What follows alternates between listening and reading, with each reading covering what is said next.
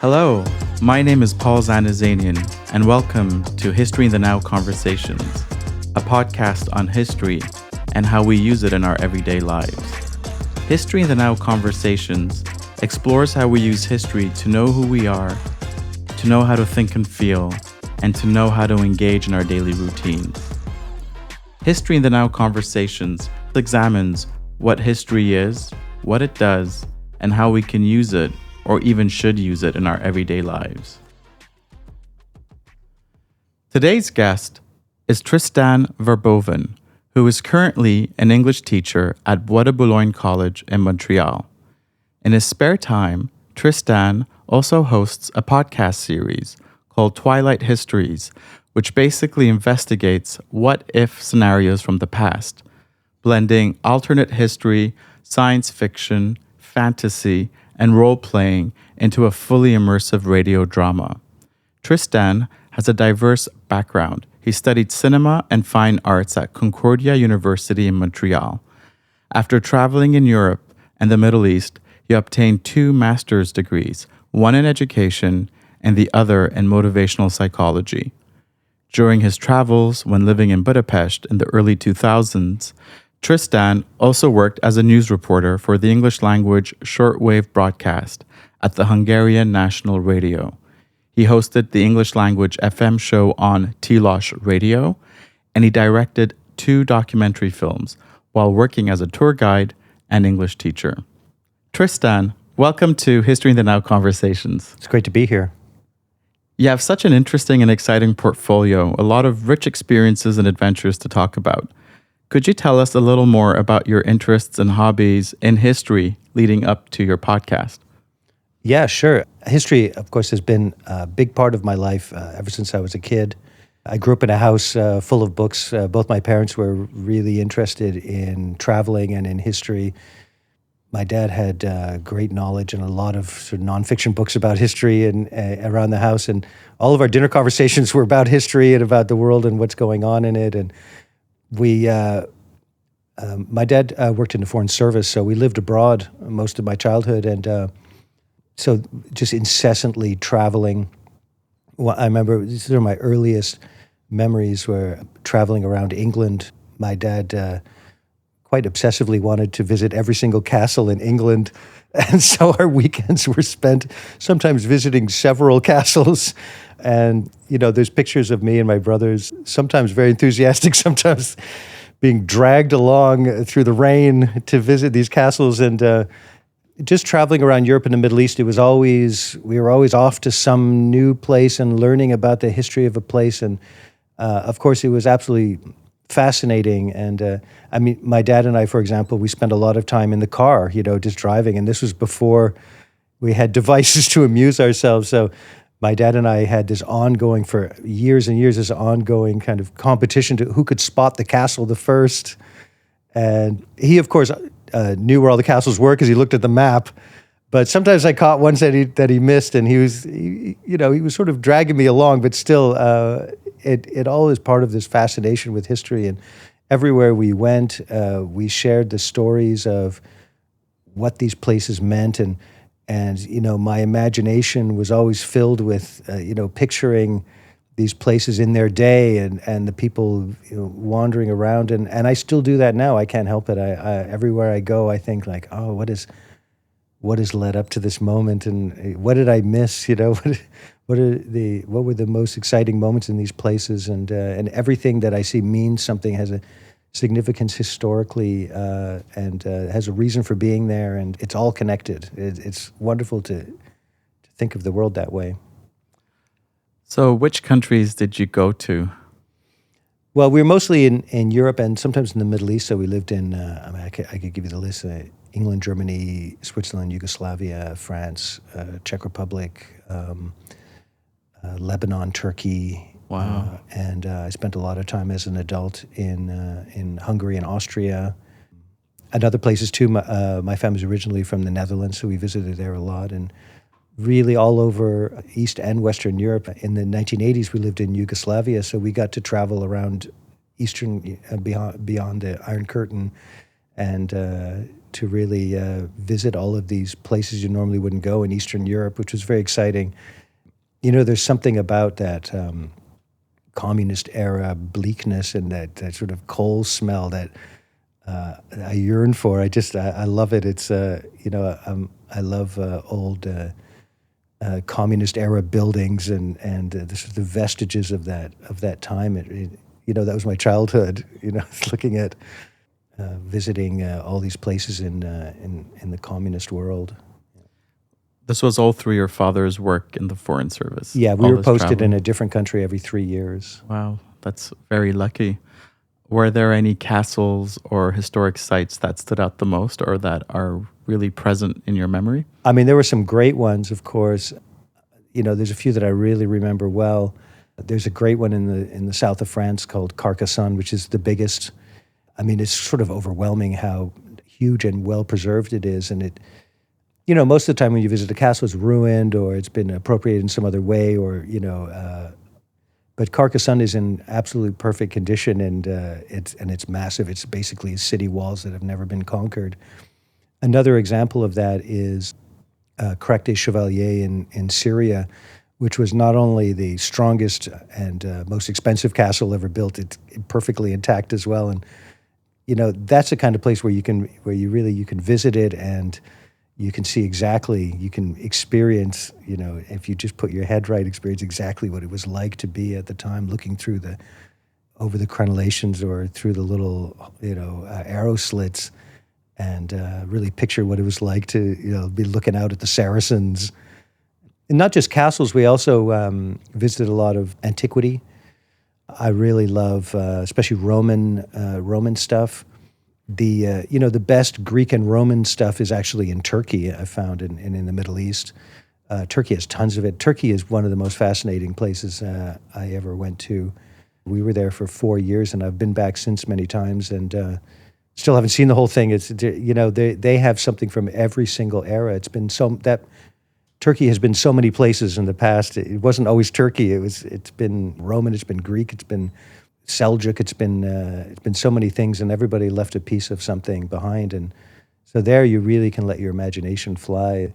And when you look at the people, you think like everybody's got a little piece of that inside of them. Everybody's the descendants of this madness that has happened over the centuries. Just hearing you speak, I can feel your passion for history, and your passion for history actually really does come out through your podcast.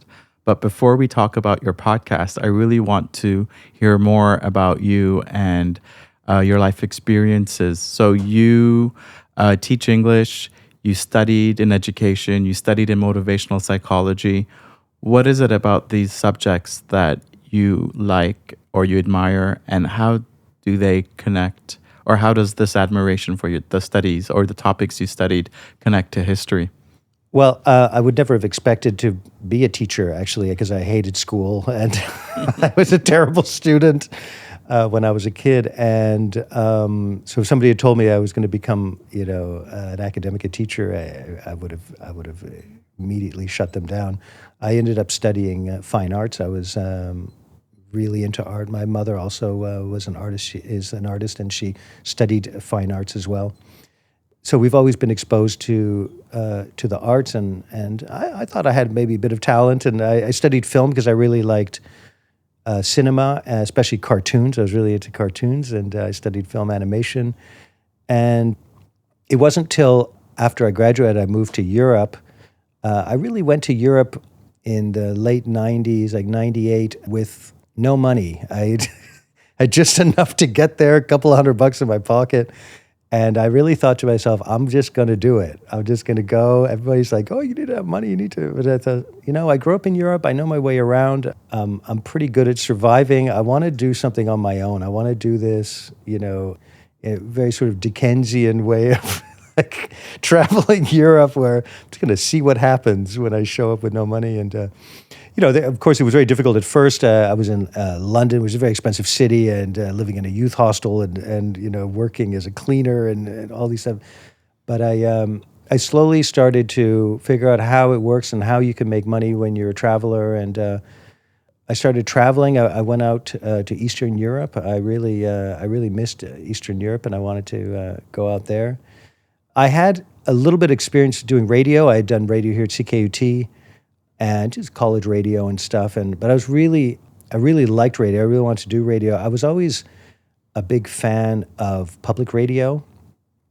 Of course, when I was a kid living abroad, especially when we were living in Eastern Europe, the only access we had to information about the West was through BBC World Service, Radio-Canada, CBC Radio International. This was our kind of life support system to knowing what was going on because, newspapers, we got them a week late. There was no CNN or anything. And not to mention, when you're in Eastern Europe, BBC shortwave radio was the only way, but they actually tried to drown it out. The communist governments would try to block them. And so there was I learned this later, there was a relay station in Germany called Radio Free Europe, and they would relay the broadcast so that they would alter the frequency slightly so that they could get around the blocking. So when you're listening to the radio, it would just be constantly like adjusting the dial a little bit to get it. And this is in West Germany? I don't know where they did it from. They were based, okay. They were based in the West. Yeah. It was dissidents who had escaped, and they set this up because they wanted to relay the radio to Eastern Europe. And of course, so there was this battle between trying to block the radio and trying to get it through. And we're struggling with this, at the dinner table, listening to shortwave. But I used to be fascinated with the shortwave radio, and I would try to find weird stations from around the world. And it's like, I just found, Radio China, or because all countries had a shortwave broadcast. When I got to Budapest, I was hanging around there. I had a bit of money, and I was staying there, and I knew a couple of people. And I met some people who worked at the national radio, and I thought, if I can get in there, that would be amazing. If I could just get a tour of the place and see what it's like inside this, old propaganda apparatus. And I got in there, and they asked me if I wanted to do a story for a shortwave broadcast, something cultural from around Budapest. And it was an art center locally where they were doing a bunch of shows from international artists, and I did some interviews, and they had these amazing old tape reel machines that nobody uses anymore. But luckily, I had studied film at Concordia, and where they also used these old Steenbeck editing machines. And so I knew a little bit about how to splice tape. And I put some stories together, and they liked it, and they kept asking me to come back. And I got to wander around the halls of this ancient apparatus, and it's just fascinating to see these old communist-era machines and stuff. And also it helped me sort of get around Budapest and find my way around and meet people. And it was a real motivation to learn more about the city and get to know people. And I had the sort of calling card of being a reporter but it was a bit of a struggle. I'd find a bunch of jobs. I ended up doing teaching, which is my main source of income. And I did the pub tours. So I had to learn all about the nightlife in Budapest. I already knew about that.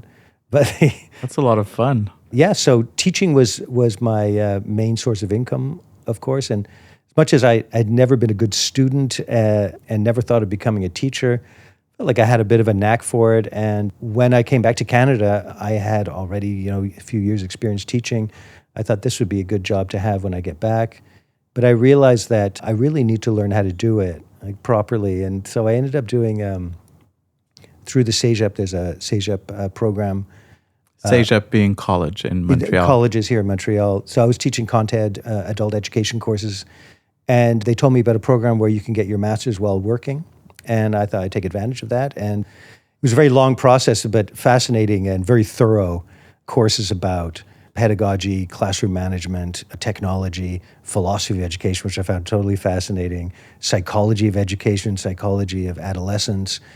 And I ended up doing the master's diploma in education. And I thought, I'm going to go on. I want to get a proper master's. Like a non-professional master's. Yeah, I wanted to really get into, I became really interested in psychology from the courses I had taken in the first master's. And I thought this could be really interesting. When you're getting into choosing a topic and choosing a research pursuit, it's never the thing that you intended. It always becomes something else as you read more and you learn more. And one of the things that I noticed about my courses is I was teaching adult education, which means anybody off the street can come into this course. It's not part of a program. There's no final exam.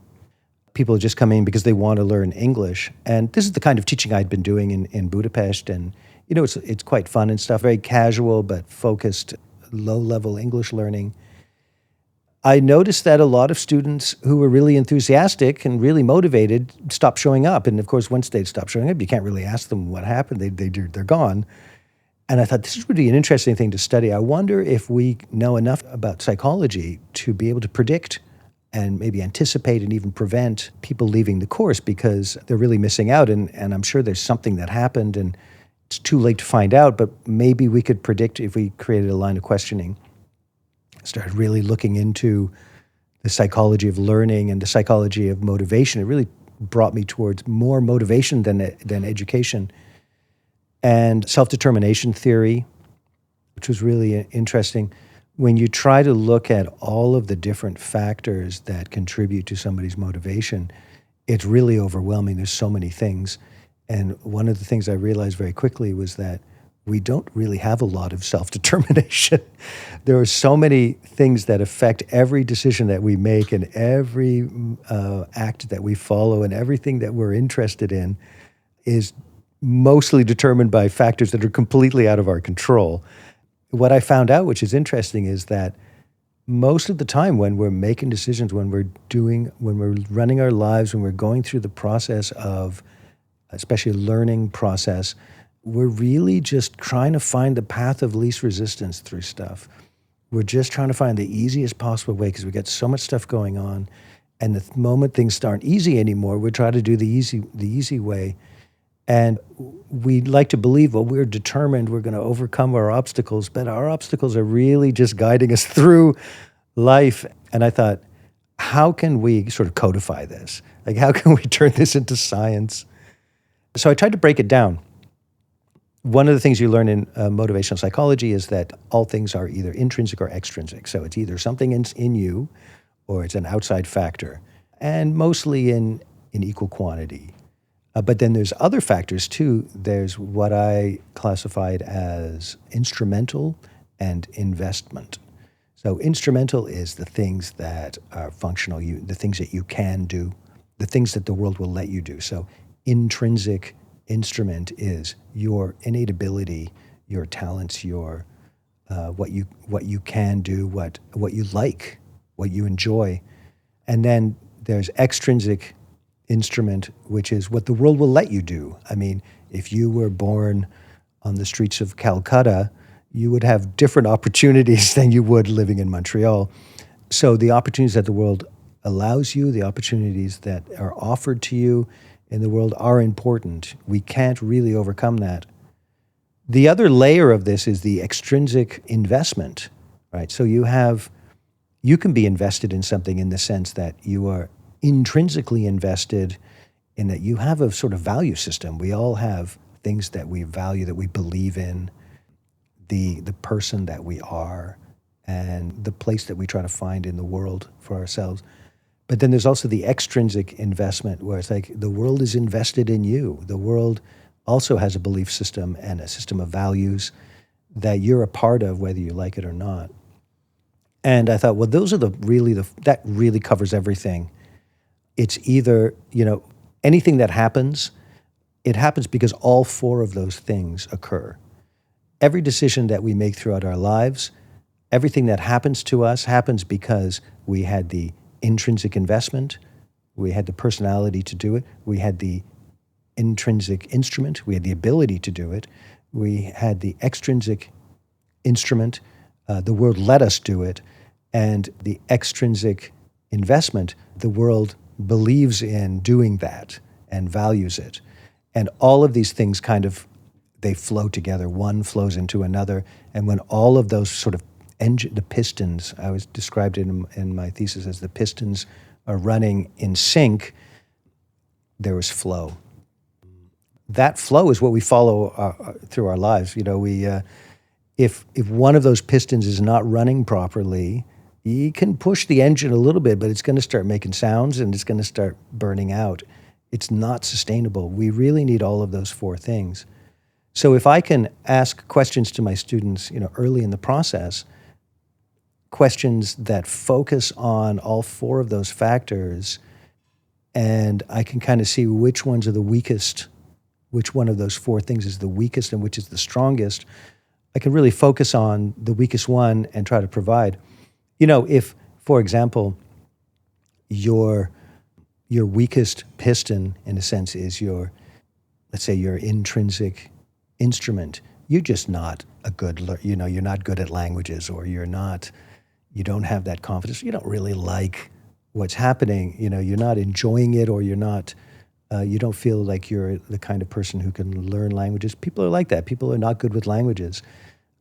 Then you're lacking that motivation, but there is a way around it. You don't necessarily have to solve the problem itself, but you do have to provide some sort of other form of intrinsic instrument. So maybe the learning the language part is not really what you're enjoying, but there's something else in the classroom that is enjoyable, that's going to draw you into the process. And I think that when we take the time to really interview our students at the beginning and look for this stuff, we can find what motivates them and allow that to go forward, and then try to find the part that's missing and try to help that. And so that's where I went with my research, and it's helped me tremendously in the classroom now. Sounds fascinating. And I see that there's a lot of history in what you just described.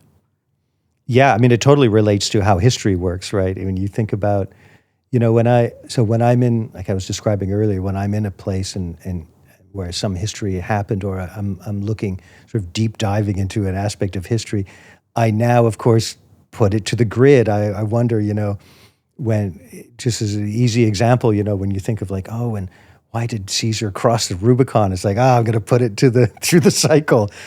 He had all four of those factors. He had that extrinsic investment as, the society that he lived in. He had the intrinsic investment as in the personality that he had. And he also had the intrinsic instrument, having that ambition and having a cause to do it. And so it really helps kind of understand what was going through their mind. One of the things about history is that I never studied history formally. People often ask me this, like, you're so interested in history. Why didn't you do your degree in history or your master's in history? And I often can even put that to my own system. Think like, what was my motivation or lack of motivation to do that? And honestly, I grew up in a family, in an environment where we were constantly learning about history and constantly talking about history and experiencing history and stuff. And I thought, like, when I took a history course at university, I was like, they are ruining it for me. And here they're making it so boring.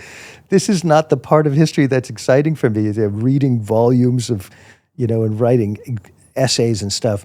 What was really interesting for me is like all the little details and all the little motivations and the passions and the obsessions that people had through history. That's the stuff that drives me, through this process. And so I started doing this podcast. So before we get to the podcast, I want to know, do you bring history into your teaching to better understand your students and to look at their own life histories to help them figure out what motivates them, what doesn't motivate them? Or do you bring in history as external examples just to teach the material? I'm always fascinated by people's background and what brought them here. And I think those are really the stories that I ask my students to tell me, because I think they reveal a lot about their motivation to learn the language. I like teaching the lower levels. Well, I teach all levels of English, everything from literature courses to Faculty of Science students writing essays, teaching essay writing, business English. But I think that when it comes to teaching, my real joy comes from teaching the really lower level students. And in Montreal, for the most part, they are new immigrants, people probably on their fourth or fifth language, who have recently immigrated. And they have a great motivational story to tell, It's at first hard to get to that level because they're coming in with almost no communication. But I'm always fascinated to know like what their motivation is, and just the motivation it takes to start over like that, to come to a new country and like have to learn another language, start all over again with your whole family in your backpack. Both my grandparents did that. I'm fascinated by their story. You know, my grandparents came to Canada at my age, if you can imagine, with a whole family, didn't speak the language. It's really courageous, and the motivation that they must have had to do that is very inspiring for me, and I love to hear similar stories like that. And there's a lot to learn from also the stories they tell of the places that they're from and what not just drew them here, but pushed them out, what opportunities and what circumstances drove them. You've talked quite a bit about history, but we're going to get into history more deeply. But before we start, I'd like you to share a little bit about your podcast. So the podcasting all started when I was in Budapest. I was doing national radio. I was doing these short segments for public radio.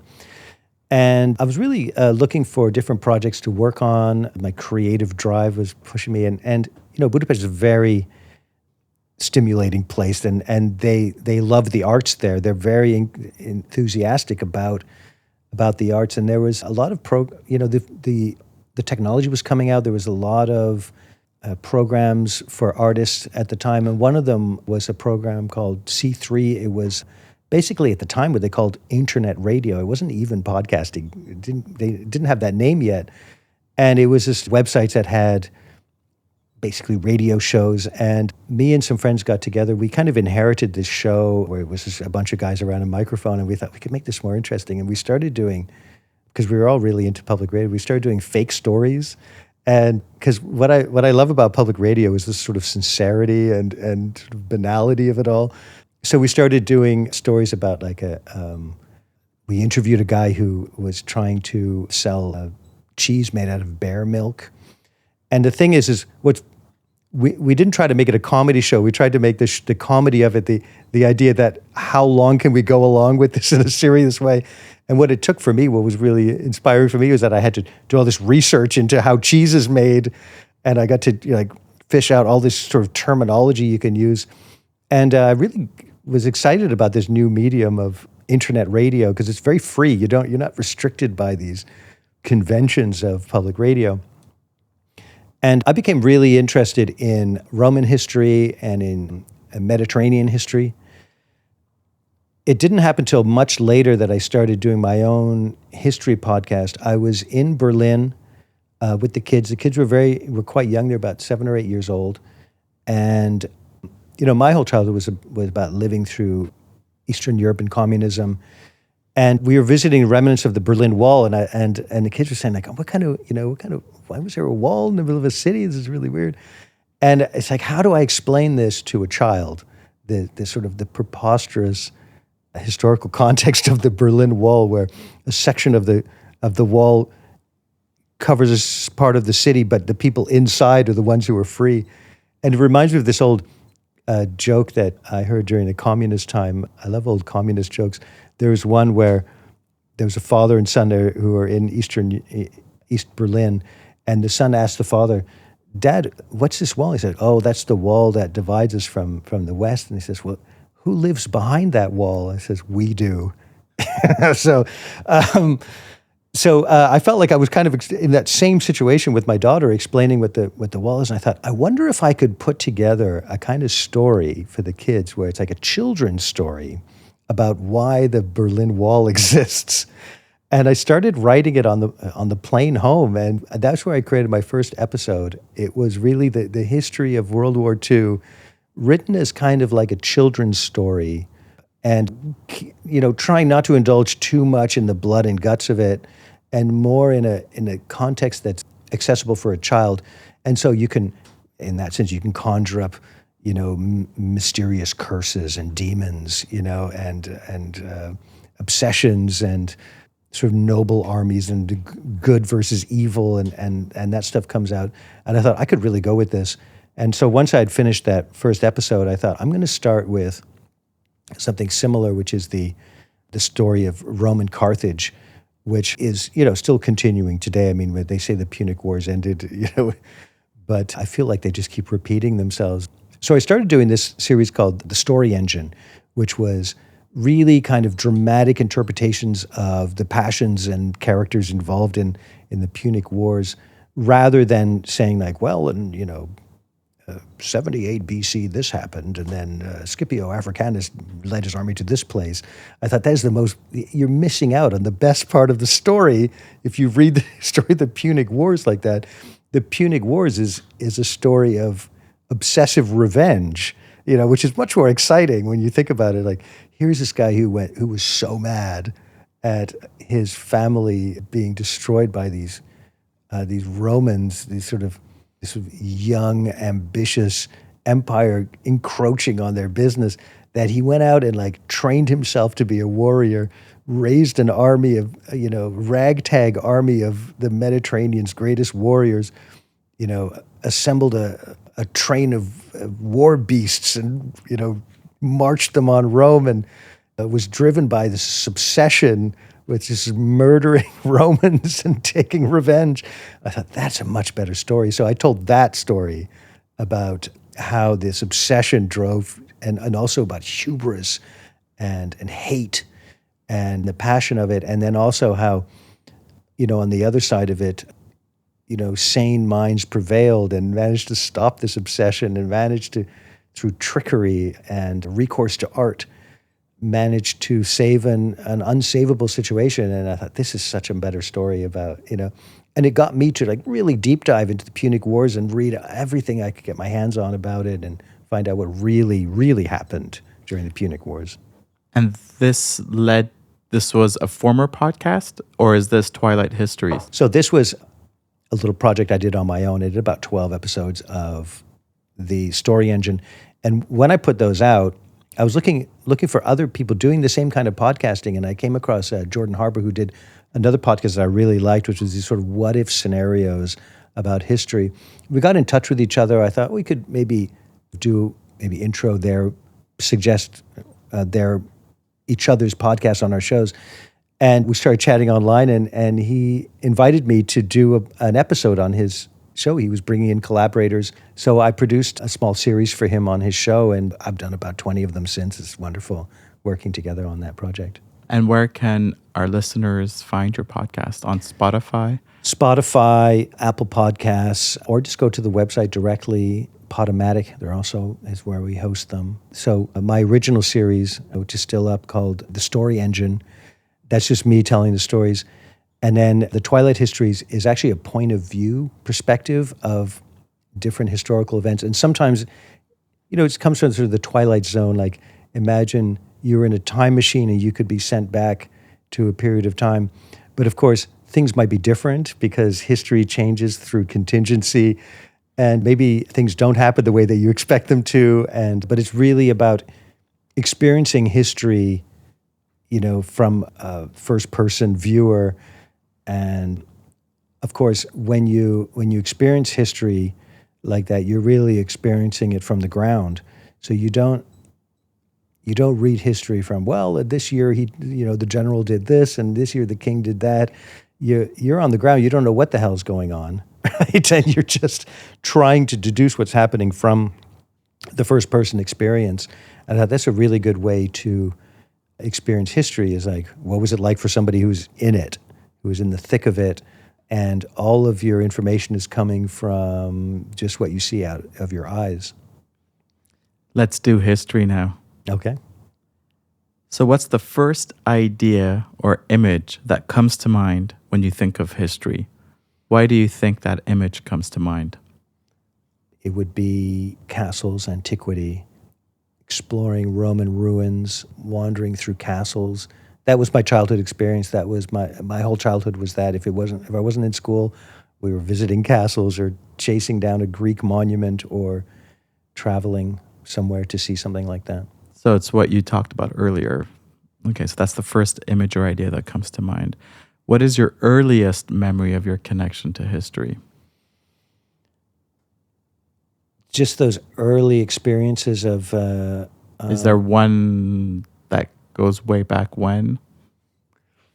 All of my memories of childhood are from being in foreign countries and traveling around. And, my earliest memories are just being in the car, in the backseat of the car, looking out the window and looking for old stuff, like playing this game with the rest of the family where we're trying to spot things out the window. And those are my really earliest memories of just breaking that boredom of being in the car by, being the first to spot one of these or being the first to spot that, or, looking out the window and looking for something of historical interest. That was really a So it was those games you would play games. with your dad when you would, okay. Yeah.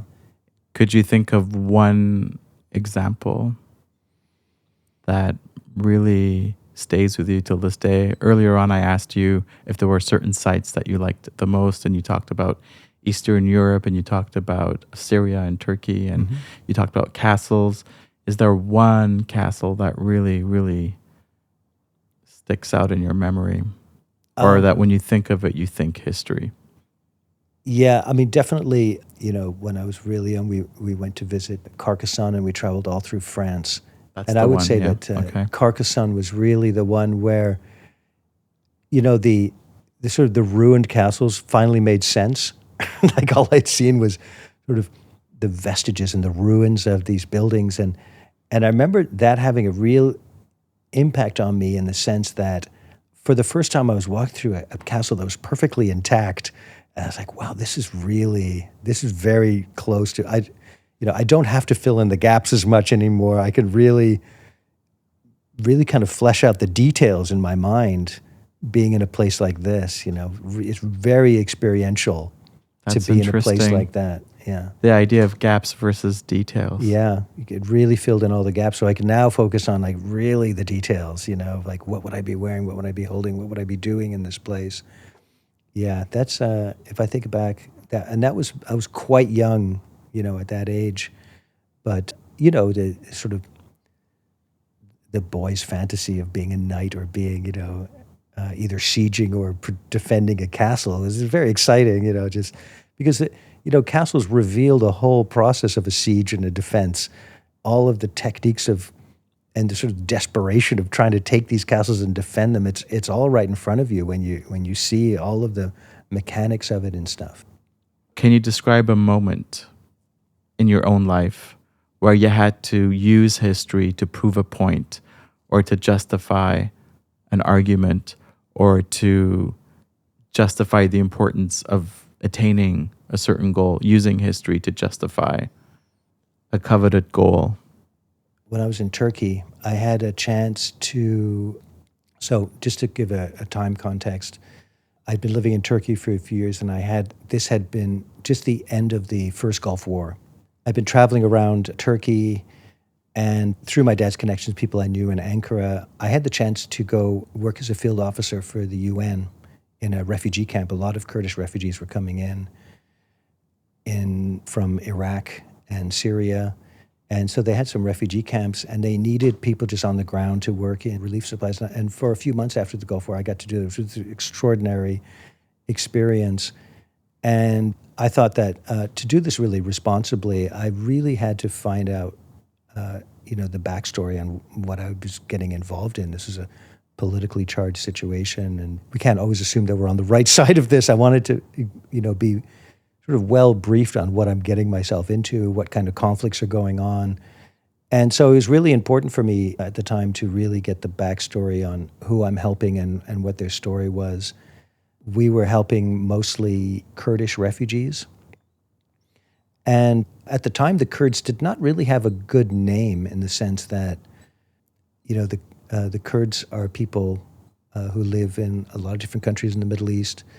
They're really spread out. They're kind of semi-nomadic people who've never had their own country.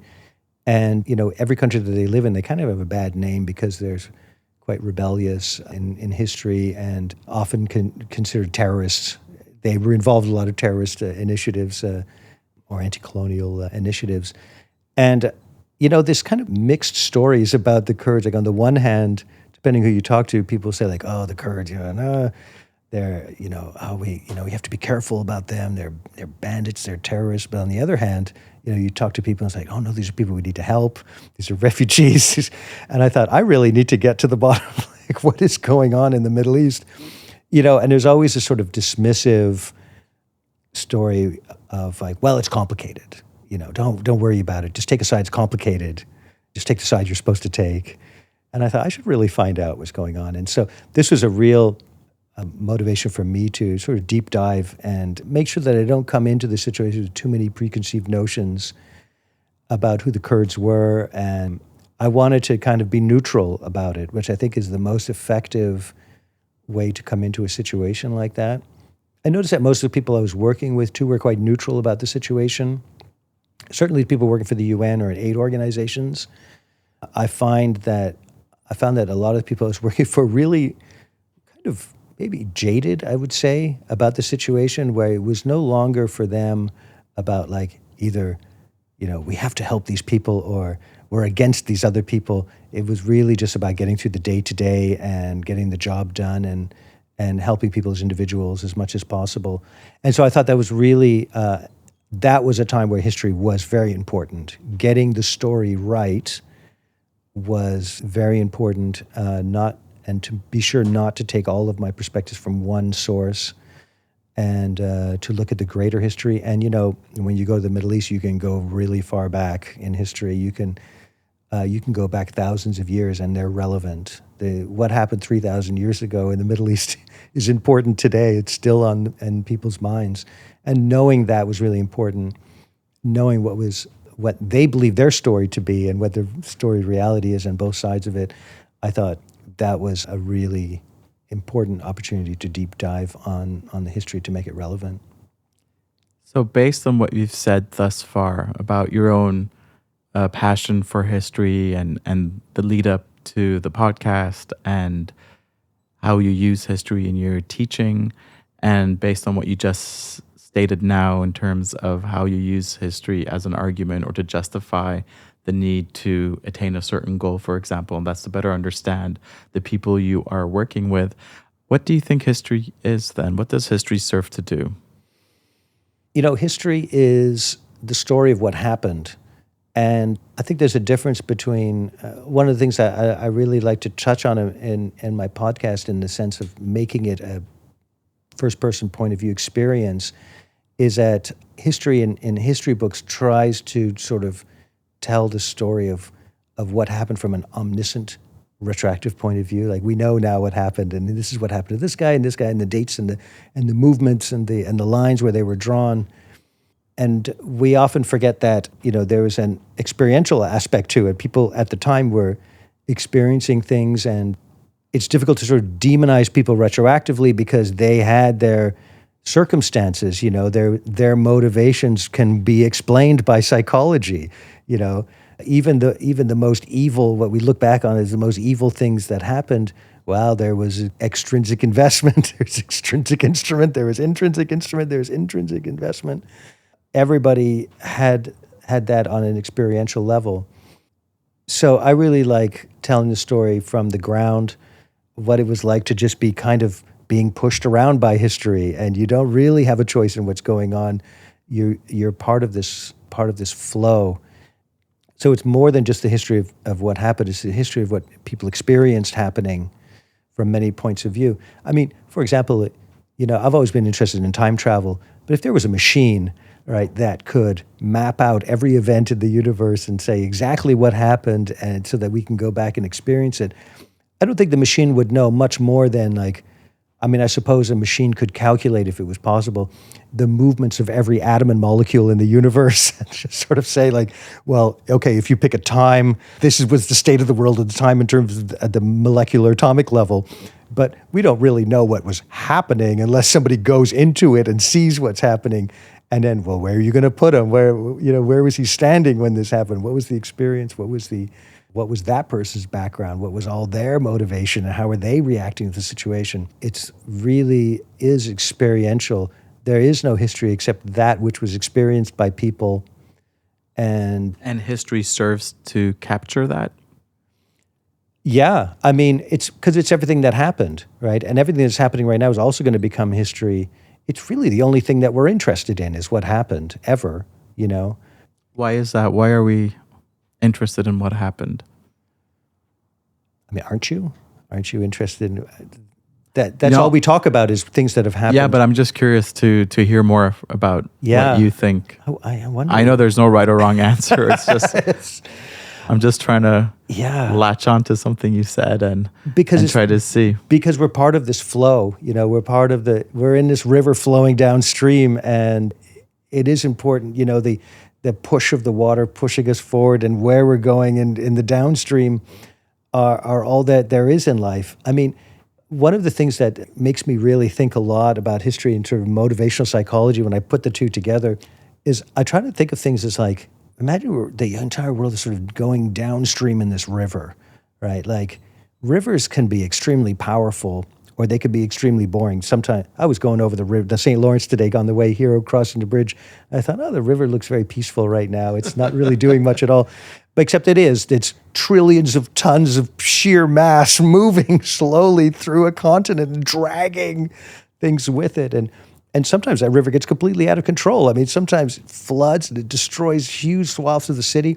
There's hurricanes where just millions of tons of water are in the air blowing things over and stuff.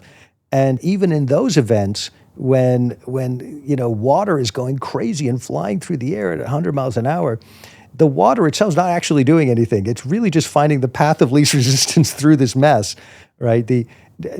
Each droplet of water doesn't actually have any self-determination. It's not really making any decisions. It's just, all it's deciding to do is like, I better go over here, or I better go over there. Yeah, oh no, this is happening now. I guess I'm going to do this. And I feel like people are doing the same thing. They're just going through being pushed by this massive rivers pushing them through. And we're going downstream to where things have already been and are going to be going next. And, just, by the way, your view here is just so inspiring and compelling. Just looking out this window, we see the flow of history all over the place. We see McGill University, that was, one of the most important, has been one of the most important buildings in Montreal, created by the fur trade, fur trade money. This used to be the outskirts of town. None of this was here except that building. And then you look around and you're like, there's a building from every age. Looking out here, we're witnessing the flow of history. We see buildings that were made in the 19th century. We see buildings that were made in the 20s. I see brutalist buildings that are mid-century, late mid-century. I see buildings that were built very recently. So history just is, and we're part of history. And when we do history, it's basically trying to engage and recapture. Is that the right verb? To recapture or to? Yeah, we're in this massive flow that's pushing us forward, and all around us is the vestiges of everything that's happened. And when we do history, it's just to better understand the past or the flow that you're talking about. Yeah, and also just be fascinated by it. It's stories. We're fascinated by stories. Is history? Do we do history for the sake of history, because we for the love of history, or do we also do history for other reasons? I think that our brains are geared towards stories. We remember things through stories. We're not good at lists. If you gave me 10 numbers in a row, it'd be very difficult for me to remember them, even though it's a phone number. But if you told me the story of each letter and each number and how they're connected to one another and how this happened and then that happened and that happened, I will probably remember it for the rest of my life. I like that. And, history is kind of like a mnemonic for the experience of what has happened, because it's so important, because everything around you got there somehow and we need to understand it somehow. And if you just gave me a list of all of the atoms and molecules and where they are at any given time, this would mean nothing to me. But if you tell me the story of how it got there and why it's there and what it means to be there, I think that I can relax. I know what happened and I know what to do next and I know where we're going. And is this more at a personal level or at a collective level, or does it work the same way? I think we all experience that whether we know it or not. Okay. I'm like, and we experience it collectively as well, or? Yeah, but we're all standing in a different place. We've all come from a different place. For example, this really reminds me of like when I hear my students' stories, and I'm trying to find something about them that's going to help me with what I do, but their story, goes back a long way, and it's a completely different experience from mine. I remember I was interviewing one of my students once, and he told me a really amazing story. He was actually older than me. He was a man in his 60s who had come from North Africa. He had had a very successful life in, I think it was Algeria, and he had been a pharmacist. And I asked him, like, so you had a great life in Algeria. Why did you come to Canada? And he said that he wanted something more. And he came to Canada, and he said it was really difficult starting all over again, because he said so many people that he saw and so many people that he met from his community, his Algerian community, immigrant community in Montreal, he said they have the book of their life in front of them, and they keep going through the back pages looking for something. And he said the hardest thing to do is to just take those pages out and start a new book and start writing a new story. So many people look at that blank page and they're looking for the old story in that page, and it's like, it's not there. You need to start writing a new story. And it's really hard because you're missing all that context. You're missing everything that you are. You've left it behind, and it's no use here. And that's a really poignant way of looking at history. It's like, when you look at that blank page, do you see the old words written that have been erased, but there's a glimmer of them still on the page, and you're trying to decipher the little notches from an erased pencil, what was there? Or are you going to start writing a new story? And that really captures, how important history is to people. It lingers. There's vestiges everywhere in our mind. It's all we know. And it must be hard coming here to a new world where none of that really matters anymore. It's all going to be new from here on in. You start to realize, wow, how important that it is, our history. So history is there, and we would use it in any way that we need to use it. Basically, it's there for the pickings to go to as a reserve of information, I guess, that can help us depending on what we're trying to do. Does that make sense? I think it'd help us understand situations better. Yeah.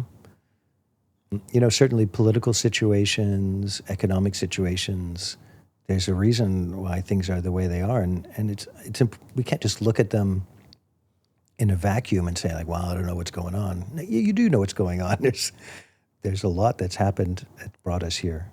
So based on what you've said, is history a good thing, or could history also be a bad thing? I don't know if it could be a bad thing. I mean, I just find it so fascinating. Everything about it is so fascinating that I can't see how it would be a bad thing. I think maybe history could be a bad thing when you get it wrong. What does getting history wrong mean? Well, fitting it retroactively in order to serve a certain purpose? Yeah, to serve a political purpose or to maintain a power structure. I mean, you see that happening a lot in the world. Selective history or, belief in what happened and a lot of authoritarian politics is based on going back and sort of standardizing a sort of dogmatic version of history that we're going to need to know and sort of standardize and collectively all accept in order for this power structure to be maintained.